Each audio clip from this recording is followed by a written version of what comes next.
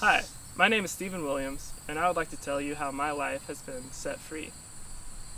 I was born into a church home, a really good Christian family, and I got baptized when I was 6. But I'm pretty sure the main reason I was because just was really jealous that everyone got to get up in the middle of church and have this great looking snack like that crackers and juice. I just remember thinking that seemed so great.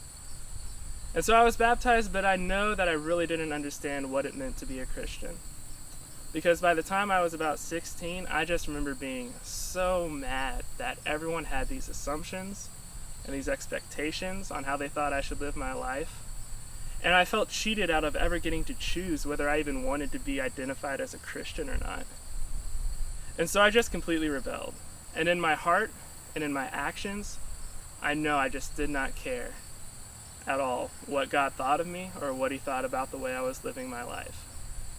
But because I still wanted to keep some of the friends I had in the church, and I didn't really want to bother mom and dad too much, I kept a lot of things, and my parents would confront me about things, and I just could no longer keep on living the way I was and still be a part of this community. And so I think mostly from guilt, and some just by like pressure on myself, I decided to stop living a lot of the way I was. And I moved into a house with 8 other guys. But it wasn't really because I wanted to live that way. It was mostly just like sheer willpower that I thought this was good and right. But about 3 weeks into that, Crispin Gabriel, this orphan from Haiti, came and shared his testimony at one of our campus meetings. And a lot of his testimony, he talked about like things that were really convicting me and that I could associate my life with. Not so much like the orphan from Haiti part, but a lot of just what he said really like resonated in my soul.